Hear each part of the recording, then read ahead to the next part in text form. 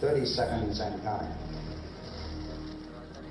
Astronauts report it feels good. T-minus 25 seconds. 20 seconds and counting.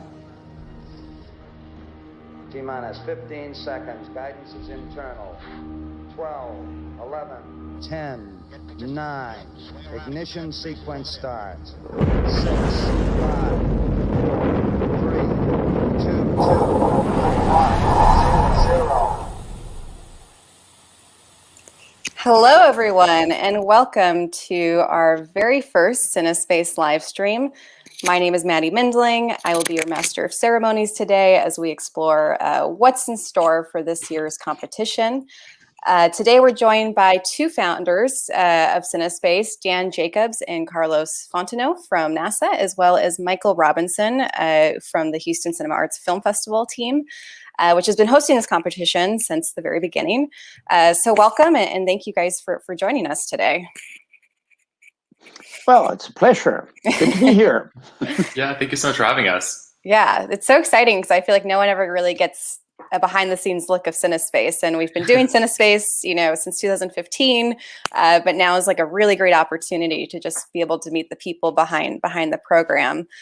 Before we begin, I also want to mention that we'll be joined later on by a few other special guests on the stream who have had their work screened at CineSpace. So this is a great opportunity to anyone who's interested in submitting for this year's competition to ask questions to the CineSpace team and to past finalists. We will be fielding your questions throughout, so don't be shy. We love to, and also we'd love to know where you guys are tuning in from in the comment section.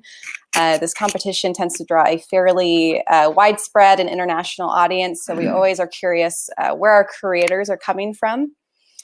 So to kick things off, I just wanted to talk first to the NASA team, Dan and Carlos. The first CineSpace competition started back in 2015, which seems like eons ago.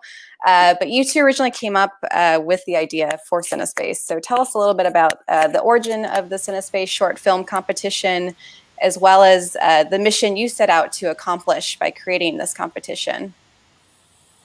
You want to go ahead, Dan, since this was your idea originally?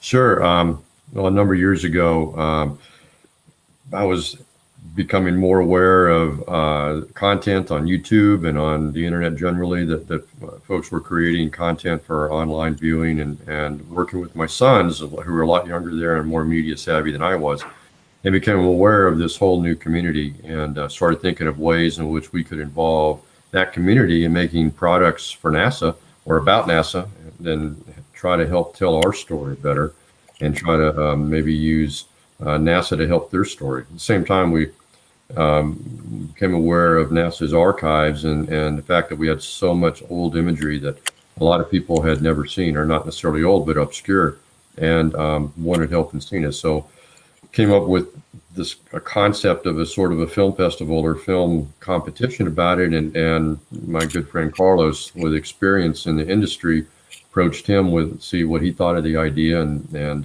we began to work together and went from there. So Carlos, you want to add your perspective?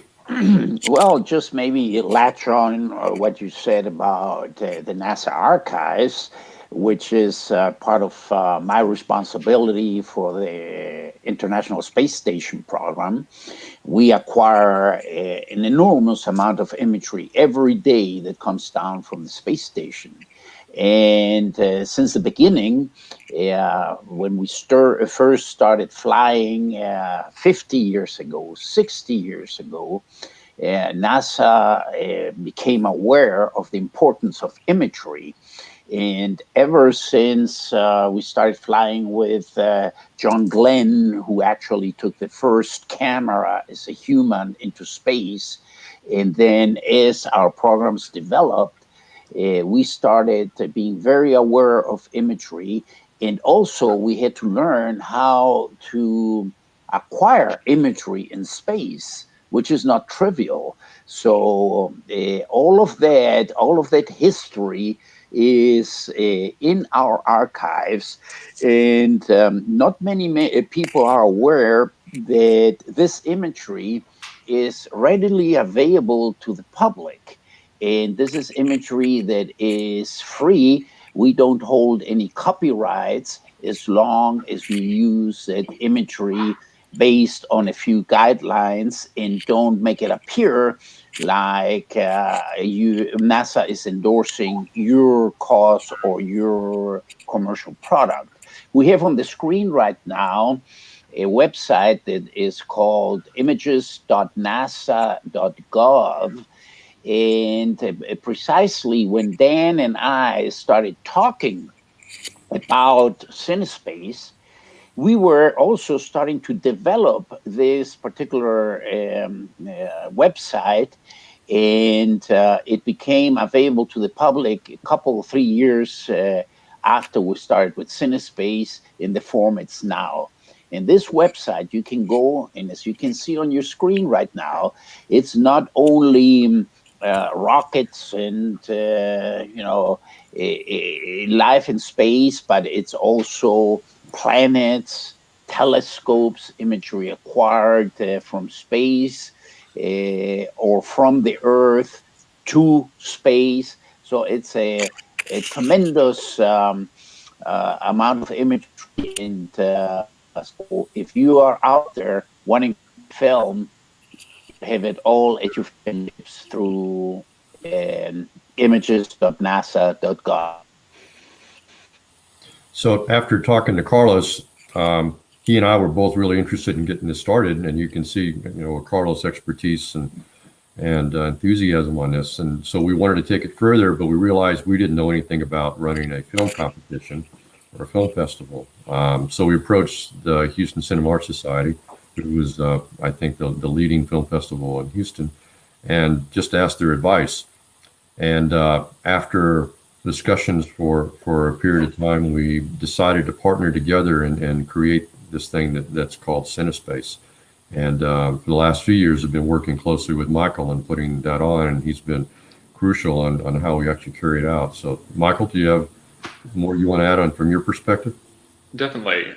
So on our side, it was really Petra Kwiatkowski, who's a former board member and then executive director, who really took this off. And really it's, him, Dan, and Carlos that really were the architects behind this entire thing and really got off the ground. From our perspective, we didn't have a short film competition or any competition in the festival. And that was something we were really seeking as we continue to grow. And this opportunity was the perfect way to really introduce that. This, archival footage of space and working with NASA, is really has, great history going back to For All Mankind, and especially with what NASA has done for Houston to bring it on this map and bring it globally. It's just such a perfect partnership to really, expand that. So we had kind of through a couple of different years, worked out what we're kind of looking for in terms of how to move forward. And we've really been able to kind of take it from, just our annual competition and screening it during the festival, and then having it available outside of the festival online, to really, having year-end programs and really getting to activate and connect these films and filmmakers to the Houston community and communities across the nation much larger. Right, because we tend to get submissions from over 150 countries every year, which is quite a few. So I'm also curious, how did Richard Linklater get involved as a judge for each year? So Richard is actually a big fan of the festival that we have. He grew up in Houston and just really loves NASA. His next film coming out with Netflix is Apollo 10.5, about growing up in Houston. And so this project was really interesting to him. And we were able to luckily connect him to be the final judge. So, once we reached the list of finalists, he always watches them every year. He's so excited and writes back his thoughts and sends us, his, what he awards the top three. And it's something that is, a great way to really have that voice of a Houstonian who grew up, not just as, this filmmaker, but as someone who really loves NASA and really loves, the impact it's had on Houston. Very cool. So as judges, what is it like going through hundreds of submissions each year, and what has really stood out to you guys over the years facilitating this competition? Well, I can start with that. I'm sure we all have ideas, but let me start off by saying one of the things that's been the most interesting about this is working with Houston Cinema Arts Society on judging and selecting these films, because we look at these films in a very different way. They are very, of course, focused on skill in filmmaking and the aesthetic aspect and all of the aspects that are related to cinema arts. And we are interested in things that accurately portray space and NASA and science and technology and tell our history and use interesting imagery. And so the first couple of years when we were judging, we would come up with very different lists of the films that we thought were finalists or winners, and then we would get together and talk about each other's criteria and how we did it, and then come up with our common approach of how we would incorporate these together. That was a really interesting process, and I think now the films you look at kind of reflect that. Your films that are great, well-made, great films, great storytelling, but also well-grounded in the science and technology aspect and space aspect. So Yeah. I'll pitch it over to Carlos. Yeah, from my perspective, one of the challenges in reviewing and scoring, if you will, the films is the great variety in different genres of the films.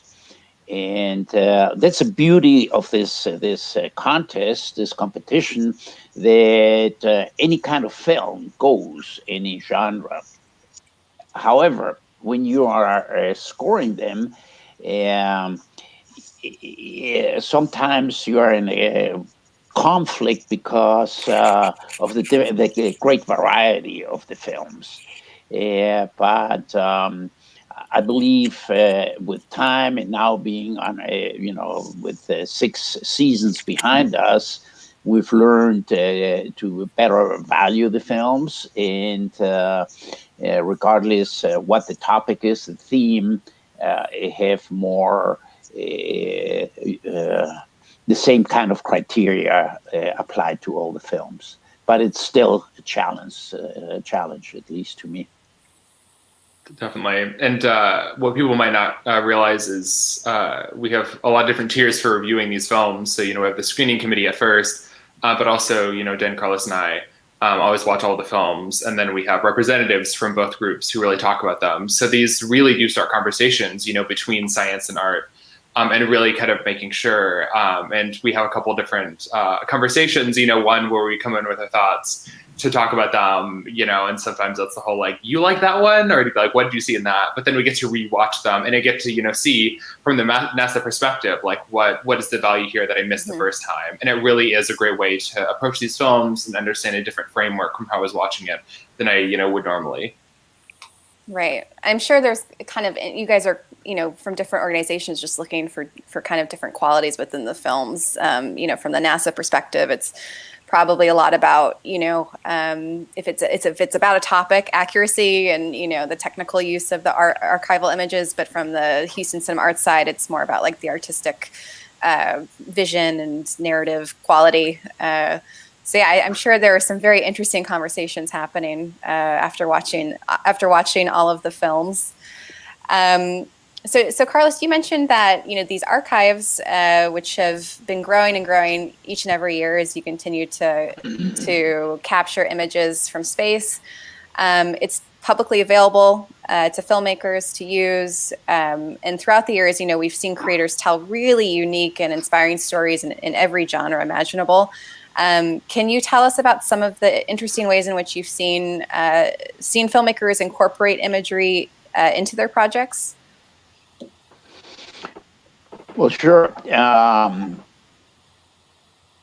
From my perspective, from the very beginning, I thought that just having a requirement of only 10% of the footage being NASA footage was a small amount of footage because of the wealth of our collection. However, what has proven is that usually these films contain much more of NASA footage. As far as what footage has been used, there is historic footage of key NASA moments, like the Rice University speech by John F. Kennedy, that pretty much sets the path of NASA to go to the moon. And that footage is often used for lots of films, and it's readily available. But what we look for is footage, like perhaps footage taken by some of the interplanetary vehicles, or footage of tests on the ground, or NASA facilities, or Earth views. So Dan mentioned earlier, obscure footage that has not been used before, or that the public has not seen. That is the footage that we value, because it's there. It's for all mankind to use it, to see it, to appreciate it, and to learn about the history of NASA and the history, in other words, of our planet and of the space, not the space race, but space, the challenges of space. So a great variety of footage. I don't know if I specifically answered your question, but in our website, we have a specific place where we list the most important sites where you can pull the footage from, and you have that on your screen right now. Yeah, there are a number of different archival, I would say, databases online that are linked directly to the NASA CineSpace Short Film Competition brief. So as Carlos was mentioning, you know, they're capturing footage from all kinds of, you know, robots and real humans on the International Space Station. And there's a variety of organizations under the NASA umbrella who are collecting images. And so we've linked to all of these different archives that you can use for your films. So it is, I think, half the fun is exploring all of these resources and really diving deep into the archives. As Carlos mentioned, we have seen the Kennedy speech many times in many films, and we highly encourage people to really think about you know, imagery that hasn't been used before, you know, in past finalist work. You know, in the brief, we do link to past finalist films. So it kind of gives you a sense of, you know, the types of imagery people are using year over year, but we really encourage everyone to find something new, find something fresh for their submissions this year. And if I can jump in just to follow up, you mentioned, Maddie, to go in there and explore. And perhaps if you're a filmmaker, but your idea or your concept for a new film is not quite there, perhaps a trip through NASA archives and just researching or browsing through the footage that's available may solidify your concept or your idea for a film. And one thing, it will also enrich your knowledge on what we do in space, on NASA's history, and so it's a nice trip to take, to go into our archives. Right. It's very inspiring stuff. So just a reminder, we do encourage people to ask questions to the CineSpace team if you have any. One thing I do want to ask is, who is CineSpace for? What types of creators are coming out for CineSpace? And Michael, you might be the best one to answer this question. Yeah, I mean, the kind of range of filmmakers who are applying really varies. And this is something, you know, we really encourage diversity from so many different mediums, whether that be, you know, having the film background, being new to that with the genre. We have a lot of different, you know, experimental, documentary, narrative, science fiction, horror, any thing in the gambit really does kind of work. And something for that, the footage is really, you know, about the 7th year, we've seen basically most things in the archive being used. But there's so many ways to redo that and reorganize it. And the most memorable ones are seeing footage that we either don't even realize we've seen before because it's so inventive, or that we never even imagined it could be used that way. And I think really getting creative and really thinking through those really helps. But we're, always looking for just new voices, just a really strong vision. And I think especially with the Cinema Art Society side, something that, if you ever have to force any of the imagery into it, it's usually not a great way. But if you lean into it and really see what the archive can bring you, usually that brings about the most interesting and most dynamic pieces that we've seen. Yeah, and this competition is really for any type of creator, whether you're, a narrative filmmaker, an animator, an editor who wants to cut together a video, made fully of archival image. We've seen all types of mediums incorporated into this competition. So it's really open to any type of creator. And if you are someone, with a great idea, but don't necessarily have the skills to make a video submission, team up with someone, who can help bring your vision to life. We do have a project forum on our, let me see if I can pull it up here real fast, on our CineSpace project page. If you click into this tab here. So we encourage you to, post, see if anyone's interested in teaming up with you who may have the skills to help you bring your vision to life. Go ahead. Just to pile on there for a second and talk about the variety of people. We've had films submitted that were actually made by professional filmmakers with their own studios and professional actors. We've also had films made by students that ended up being finalists, and films made by complete amateurs that had never made a film before. There was, some were music videos made by musicians just shooting themselves. There were documentaries about other people that they featured. So all different types of filmmakers have been made it to become finalists and winners. So I hope no one lets that be a block to them creating something to submit for us. Absolutely. Yeah. I think to that point too, thank you so much for bringing up all those points, Dan. Even if you submitted a film and it doesn't get in, or if, you've, submitted time and time again, we see those filmmakers and we, it's never not the year to do that. And we, are always looking at submissions and always being really open and really encourage people, if it didn't work out one year, or let's say you had a project that you submitted, but you didn't know if it was, where it needed to be. We're always open to kind of seeing the new evolution of projects. Mm-hmm. It looks like we have a question from B-Borg. How important do you rank voiceover versus spoken narrative in a short film? I don't think there's any special consideration given to it or against it. It's the film itself, how it works. Mm-hmm. Exactly. As long as the footage is incorporated and the way that you tell the story is clear. We have a lot of things that aren't narrative based, and that we've really appreciated. And some things, their narrative is fully without any sort of text, voiceover or anything. Yeah, we've seen some very creative things done with just imagery and voiceover. If I recall, Postcards from Miss Universe was kind of like a comedic use of space imagery with voiceover. So if you get a chance to look at that one in our galleries, highly recommend it. But it really shows a clever use of, simple voiceover, and just the whole film's made up of archival imagery. So it really shows you a great example of, something that is very low budget, but very well executed. Something we haven't mentioned too, we ought to point out, we've had a lot of animated films that were submitted that use NASA imagery incorporated into the animation. So that's another genre that is open. And stop motion too is, I think, a really interesting medium as well.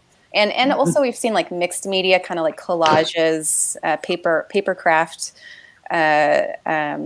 submissions. So really any medium goes, as long as you're incorporating that NASA imagery. And you can use it as, if you're like a visual effects artist, you can use it as, templates and backdrops and incorporate it into the special effects. It doesn't have to be you can use the archival images to help with CGI and stuff. It doesn't have to be just a clip itself. It can be incorporated into the scene. So I think that's an important distinction to make as well. Mm-hmm. All right. Well, thank you guys so much for being part of this segment. We're going to be bringing you guys back on near the end to talk more about what the judges look for in a submission, the evaluation criteria. But for now, we're going to move into this year's important dates and project info. So I'm going to go ahead and pull that up on the screen now. So thanks, guys, for joining us. Thank you. All right, so getting into important project info. So perhaps the most important piece of information is when are submissions due? Submissions are due on July 14th, 12 p.m. Pacific time. So no matter where you are in the world or the universe, make sure you submit by 12 p.m. Pacific time. Give yourself at least 30 minutes to upload, and be sure to create a Tongle account beforehand before you start filling out the submission, because you will be prompted to create a Tongle account. There is no fee to enter this competition. There's no cost to submit your project. Most importantly, in order for your film to be eligible to screen in the CineSpace program, as Carlos mentioned, your film must be no longer than 10 minutes in length, including credits. And based on the film's total runtime, it must be made up of at least 10% archival footage. So this means if your film is 10 minutes long, then at least 1 minute of the film should be made up of archival footage. And our judges really do keep an eye out for this, so make sure to time it before you submit. Also, you may submit up to 5 films. So if you're putting together a number of experimental shorts or music videos made up of entirely archival footage, have at it. Last but not least, I know this isn't up here on the board, but in order to submit, you must be 18 years of age at the time of entry. However, parents and guardians of filmmakers younger than 18 may submit on their child's behalf. Moving on to prizing, there is a total of a $26,000 cash prize pool. This year, there are 3 top prizes. And 2 special categories for prizing as well. The grand prize winner will take home $10,000. The second prize winner will take home $5,000, and the third place winner will take home $3,000. So that is a nice chunk of change, to buy a new lens or invest in your next creative project. The archives are completely free to use and are accessible online. You do not need to pay NASA for the use of their imagery for this competition. This year's special category prizes, which are hand-selected by, he selects the top 3 prizes, Richard Linklater, include educational film that best highlights impacts of space and science, and film that best depicts unity and inclusion in science, both for $4,000 in cash prizing. So we'll dig more into these categories in a bit. One thing I also want to mention is that the finalist films will all be screened at this year's Houston Cinema Arts Film Festival in November, and all winners will be announced during the screening. Submissions may also screen at other events across the country, on NASA TV, as well as on the International Space Station. So now I'm going to bring on our special guest of past finalists. I'm going to play a clip from each of their films before bringing each of them into the stream. So first up, we have Mary Magsamen, who directed the film Higher Ground, which won first place at the very first CineSpace competition in 2015. So she is an OG CineSpace participant.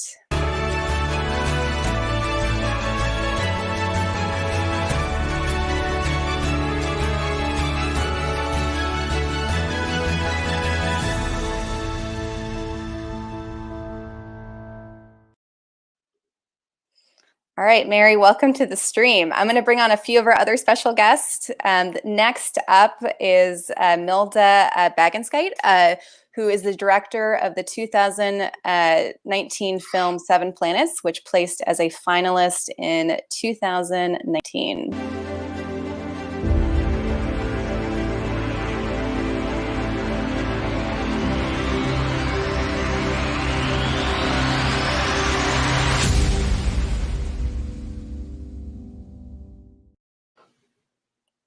Welcome, Milda. How are you? Good, good. Good, good. And we're bringing on one more guest who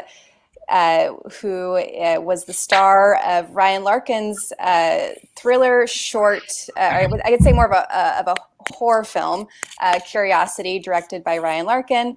His name is Riley Bowes, this film placed as a finalist in 2020 CineSpace, which was a very interesting year for CineSpace as a whole. As we know, a lot of people had to kind of change up their approaches in the competition due to COVID. And we'll go ahead and play a clip from his film.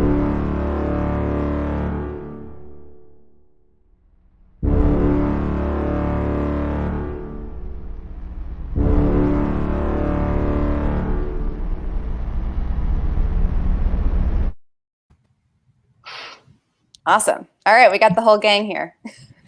Hello, everyone. Thank you for joining us today. Hi. Glad to be here.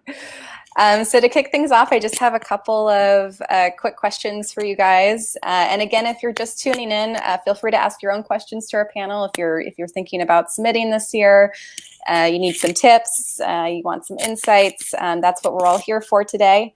So first, Mary, I wanted to know, what was it like making a film with your entire family? Yeah, I should add, excuse me, I collaborate with my husband. So it's a collaborative project. We go by the name of Hillebrand plus Magsman. So it was a collaborative project, and we have been making work together for a long time and incorporating our kids into our practice for a while. So this wasn't the first time that we'd done a project together all as a family, but working together as a family has its challenges and its rewards.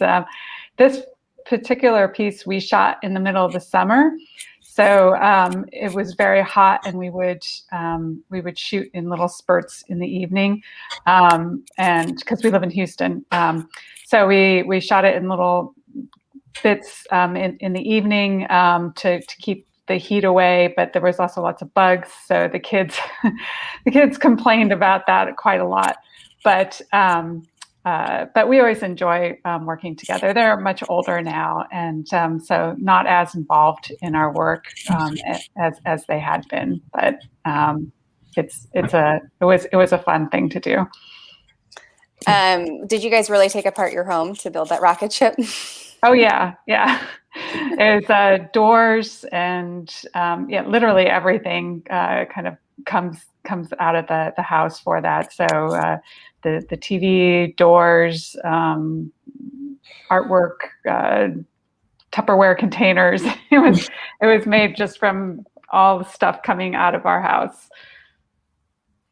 I was thinking like one way that people can kind of get around the limitations of COVID for this year is to work with their family, people that they're quarantined with, to make something creative. I think the fact that you guys, just did something completely as a family, I think is just really interesting and really fun. So Milda, I wanted to also ask about your film 7 Planets, which follows a woman who's dedicated her career to finding a habitable planet. So I wanted to ask about what inspired you to write the story, and what were some of the themes that you had in mind?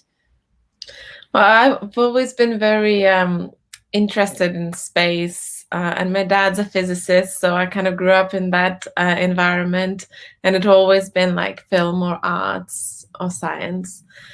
So it was a nice chance for me to put them both in a film. And it was one of my, so I went to film school just before I made 7 Planets, and 7 Planets was one of my first film after film school. And I just really wanted to make something that's not a crowd pleaser, not a university pleaser, just something that entirely is about me. So yeah, that was the kind of inspiration behind it. It's shot so well, and the locations are gorgeous. Did you shoot that in the UK? Yeah. In Lancaster, is a small place. Was your film originally made for CineSpace? It wasn't actually, no. So it was, I knew about I think I found out about the competition sort of when we were in post already, but then the submission deadline passed. So we submitted once we finished it, and then we tweaked it a little bit to fit the competition, to just have basically more footage. Yeah, I think that's a great, that's also a great way to submit to CineSpace is, a lot of people who have short films that maybe they want to recut or repurpose in some way and incorporate the archives. There are a lot of creative ways to do that as well. There are plenty of ways to get involved, and as long as your film, I believe, was made after 2018, it qualifies for the competition. And then, if I can just add, so for anyone who's making films, not necessarily for the competition, like NASA was very helpful, because we did use the footage beforehand that wasn't purposely made for the competition, but they allowed us to use the footage in the film. And then obviously, we screened it at the festival. Right, and that's what's so great about those archives is you don't have to necessarily just use it for CineSpace. You can use it for other for your films, as well. So Riley, I just want to talk to you a little bit about your production. Because you were part of a production that was made during the first year of COVID. In fact, I think we launched CineSpace 2020 right at the beginning of March of last year. So I wanted to know, what was it like filming during the pandemic, and how did you guys keep things safe? Well, we filmed, if I remember correctly, on the first day that the sort of lockdown mandates was sort of lifted on the film industry in California, in LA. But there were some really strict, guidelines that we had to follow. Everyone had to wear a mask at all times, except for the actors. And when we were not on set shooting, we had to wear our masks. There were only a certain amount of people allowed in one space at any given time.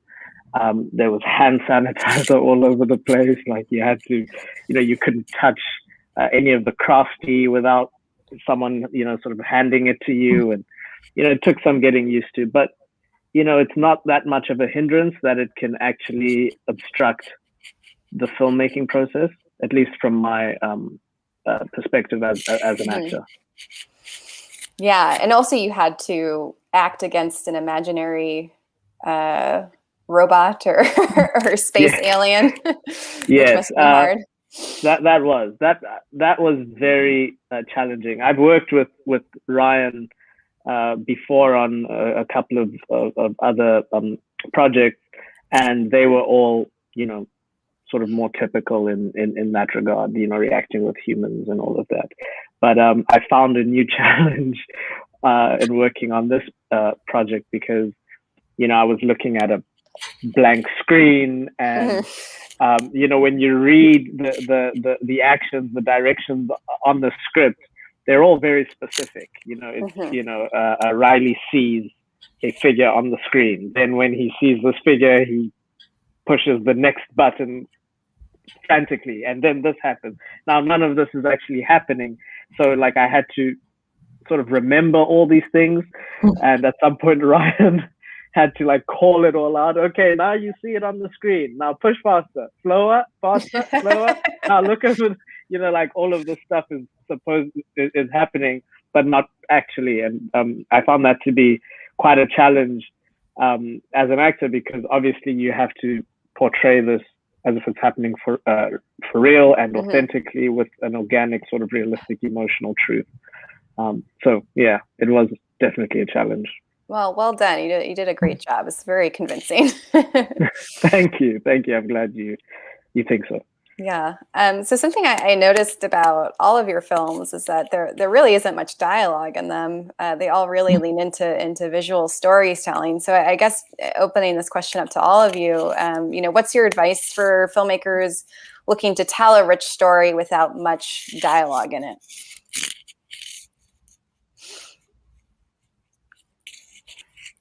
Speaking of no dialogue. Well, I think not working with dialogue kind of opens things up to be a little freer, because you can be more playful, and you're not locked into a sync sound situation. And so for me, it allows you to be a little more playful and experimental with your media. So I'm always a fan of no dialogue. Yeah. I think dialogue is just one aspect of communication. It's really, I mean, even just sort of human communication. The filmmaker has a lot more than just sort of human interaction as a way to communicate, their ideas. There's the sort of age-old adage that a filmmaker needs to show, not tell. So an actor also has to consider all of that, understanding that when you're communicating a certain idea or a certain emotion, that dialogue is literally just one tool. There's a lot more that you need to be cognizant of when you're, communicating. Right. Yeah, I'm a big fan of dialogue, really, when it's used really, really well. But I think as artists, we should really challenge the audience and use less dialogue, because now everyone's so used to, obviously not when you go to cinema, but in general, when you watch something, you have your phone or something else, and then people so used to, I'll hear what happens. So don't have dialogue, and then they have to look at the screen to know what happens. Or you just have dialogue that's like exposition. Yeah. Did you hear about this exposition? Exactly. Yeah, well, you guys all your films are really lovely and well done and super visual. I will point out they are all live action. We do get lots of, wonderful animation, stop motion, edited films that are made up of mostly archival footage. But so it's kind of a coincidence that we all of your films are live action. But yeah, we do accept all different mediums. One thing I wanted to try out with you guys, if you're game for it, is to take a look at this year's special categories together from the brief, and kind of talk about how you would creatively approach each one and what considerations kind of come to mind as we look at them. So if you're all game, I'm going to pull up the let's see, the brief here. Okay. You go ahead and scroll down to the special categories. Okay, so the first category we have here is educational film that best highlights impacts of space and science. So this award encourages filmmakers to make films that are educational in nature and that can be used in classrooms and with students to teach space and science topics. These films would make use of imagery from NASA's archives to explain, demonstrate, and illustrate space and science lessons and effectively communicate these to students. So I'm going to open it up to you guys. There's no wrong answers here. Just curious about what kind of considerations come to mind and how you would begin to approach this special category. Well, I think I would stick to, I know it's an educational film, but I guess the challenge there is how do you make that entertaining as well? So perhaps take the characters on a journey of learning these things, what you would like the students to learn in a class, I suppose. And maybe it could be some sort of a mission, one of the actual missions that they went on, and what did they learn with the data they retrieved.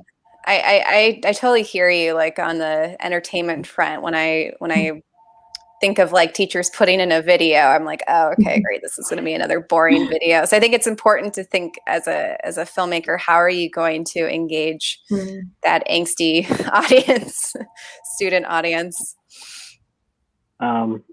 So I think just sort of an idea that popped into my head. I'd probably tell the story of like the journey of, say, someone working at NASA, maybe an engineer or something like that, and sort of depict them from the early stages of their life, when they were first learning about space and space science and space technology and NASA and all of that. Maybe show like a scene in a classroom in like, you know, a first grade classroom where it's all very sort of geared towards children, you know, drawings and things like that, and just show the progression of the complexity of it all, ending and culminating in him maybe sitting in like the Houston control room and I don't know, working on something that's really kind of high level. And I've tried to make it, you know, sort of as he's learning, we're learning, the audience is learning. Yeah, I think that really, would probably be, yeah, absolutely. I think really strong visuals will be helpful. right. Finding like a fun host if you do decide for it to be hosted, or like B. Borg was asking about, like a really interesting VO or, you know, narrative approach. I could see being playful too, because, you know, as everyone said, you want it to be accessible and entertaining, but you could also do a lot with text. Doing something like this, or, you know, kind of breaking things into interesting, you know, graphics, I think would be a cool way to approach this as well. Yeah, yeah, strong visuals, maybe some motion graphics. One thing I remember learning back in the day when I was in an astronomy class back in college was when they were talking about the expansion of the universe. They used the idea of like a raisin bread, and each raisin was like a galaxy, and like how they would all separate, you know, get further as the bread rose. So I think just having like really interesting like visuals and things that you know can kind of ground the scientific and the more complex ideas into tangible form. And of course, make sure everything is backed by science and accurate. That's also very important if it's educational. So do your research, you know, make sure to consult the experts. All right, so for the second one here, film that best depicts unity and inclusion in space or in science, excuse me. So on October 18th, 2020, history is made when NASA astronauts Jessica Meyer and Christina Koch performed the first all-women spacewalk in support of space station assembly, the first to be conducted entirely by women. This significant milestone celebrates NASA's mission as we look forward to putting the first woman and next man on the moon. This award celebrates stories following underrepresented individuals in science and space exploration. This category is designed for the film that recognizes the contributions to science innovation that diversity brings. Filmmakers are encouraged to dive deep into NASA's archives and unravel innovative moments in technology and science. That's a really fun category.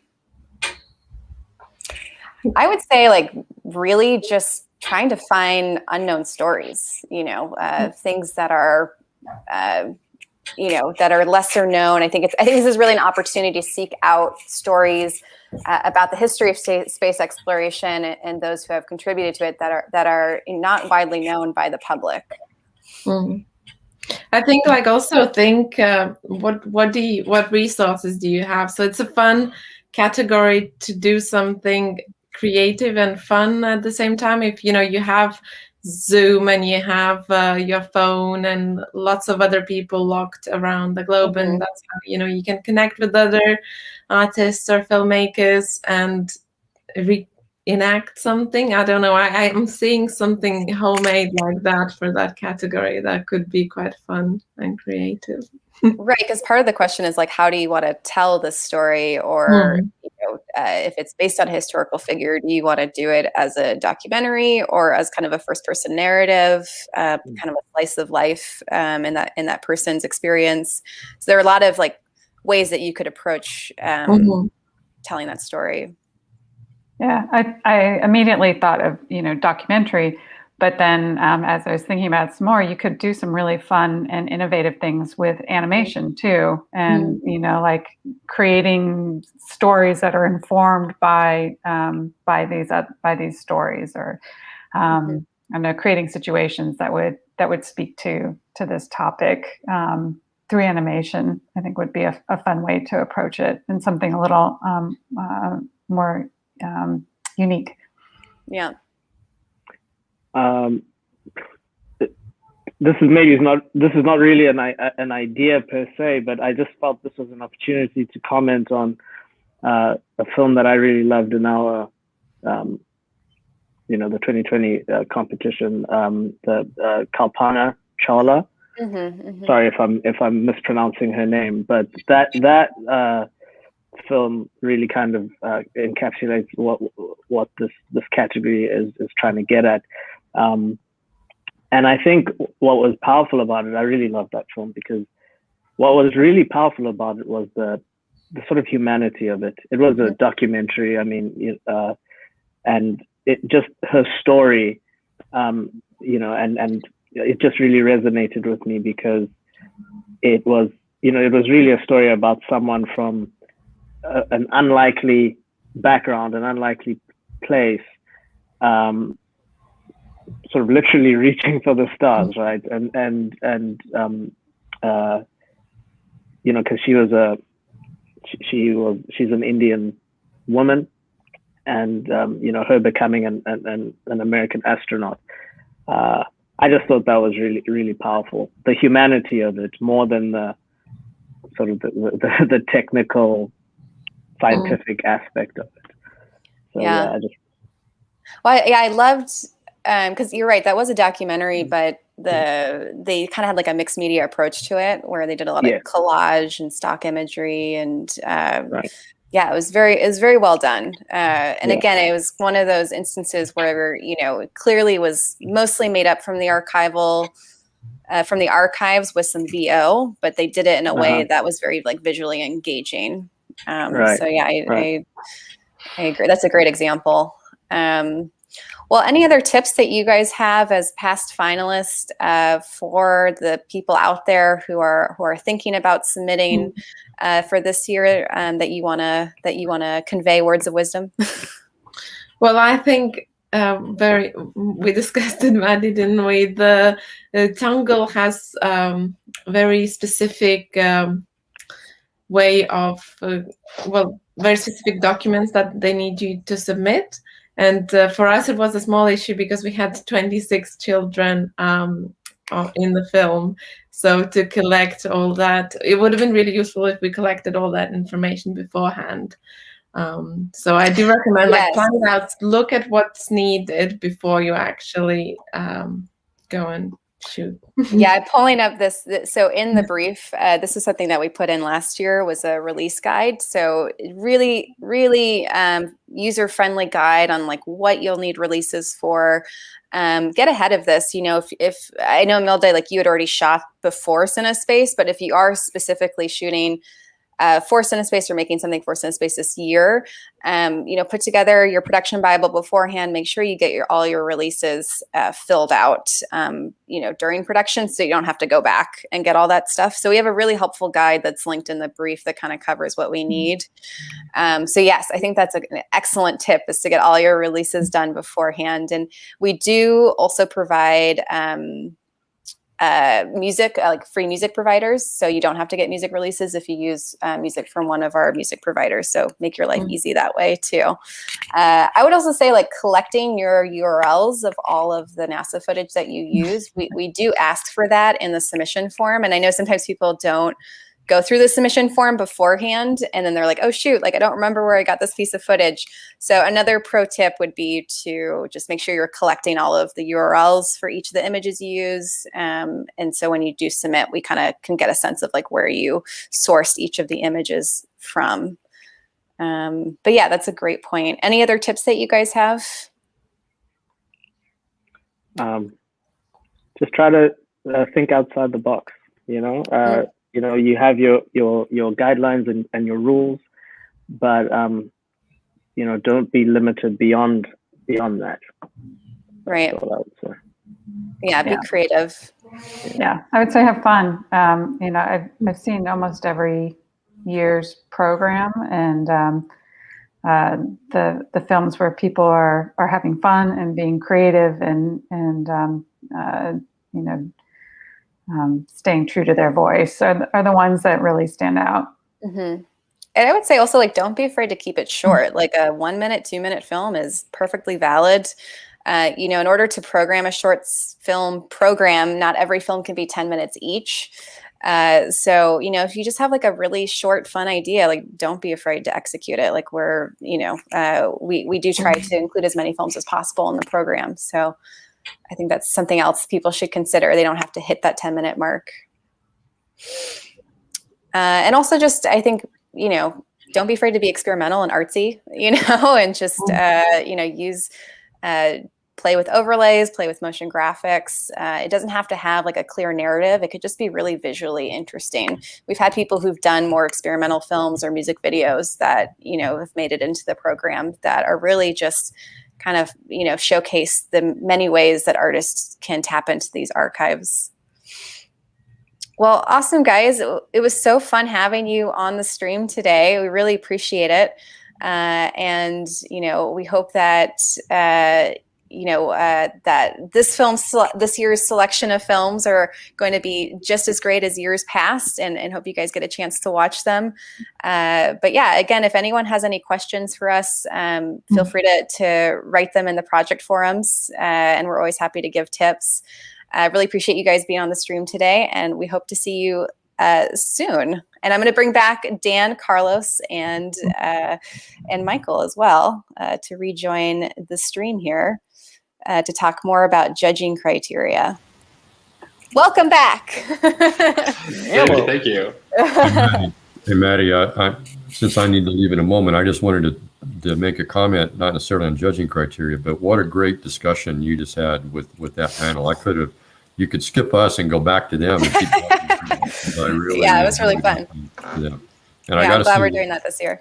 The reason that I'm so glad or the reason that we put out those special categories is to get fresh ideas on how to address those categories. And the kind of ideas they were talking about there, you know, were great. And I hope that we do get a lot of films from different people coming up with new ways to try to do those, to meet those requirements, because that's really what we wanted to do. Yeah, lots of good ideas there. It has my wheels spinning for sure on what I hope to see. Dan, do you have to hop now? 45,000 participants.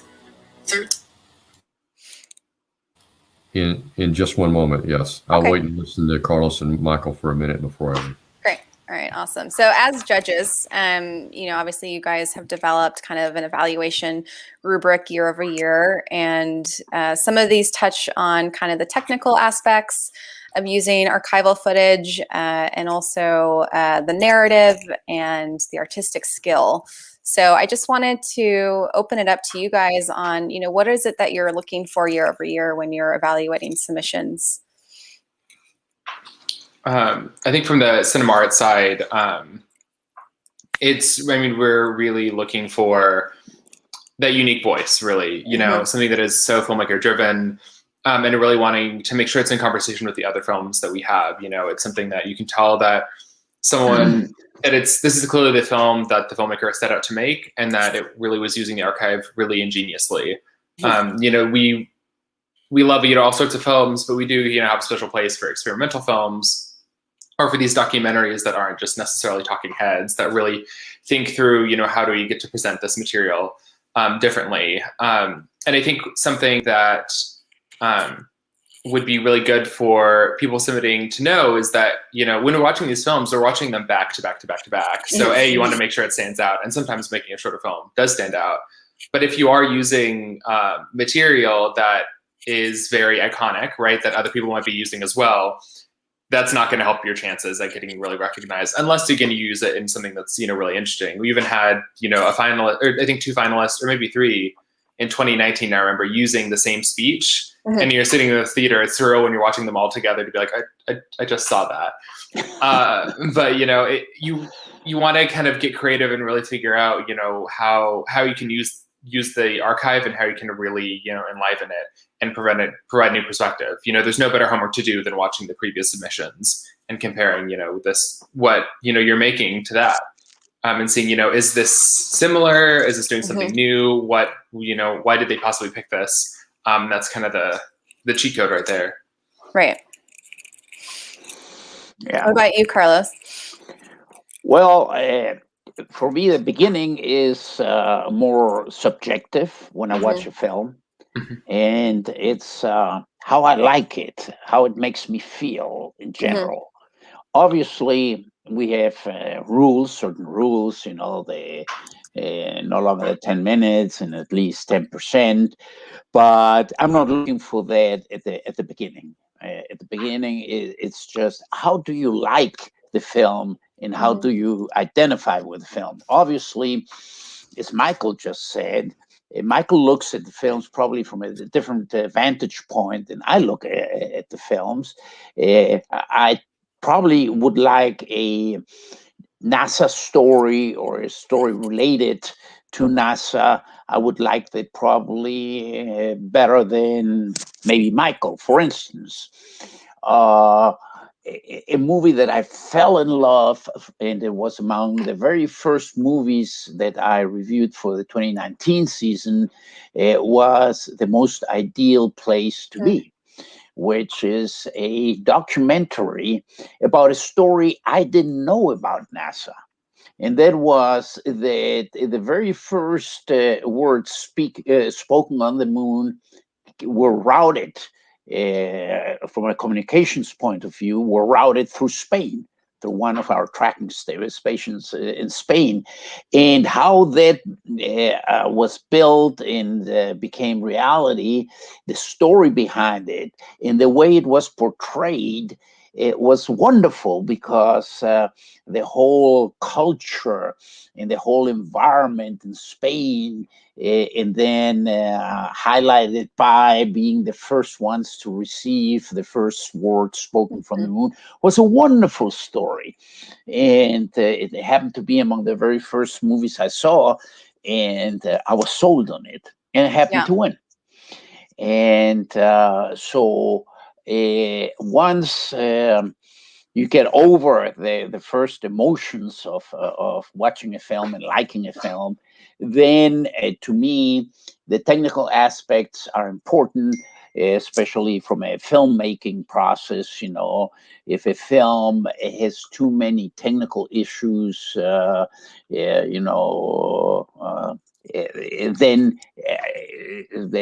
that influences my scoring as well.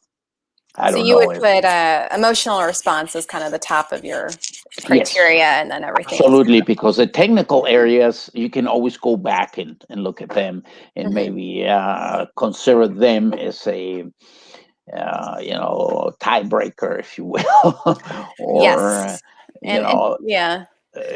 but if the message is there and if you like it and if it touches you, that has a priority to me.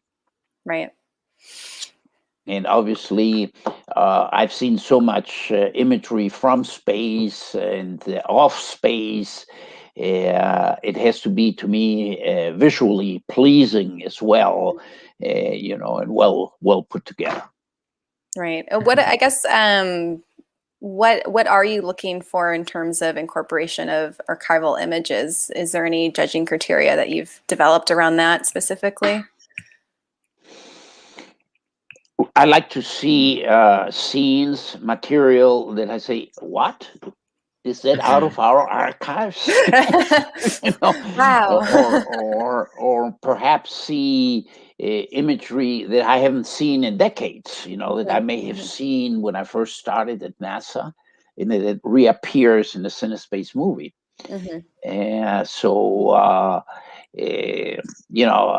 We have spectacular imagery, like a good imagery and well-edited imagery of a launch is so powerful. It should include not only the visuals, but the sound and the rumbling and everything surrounding.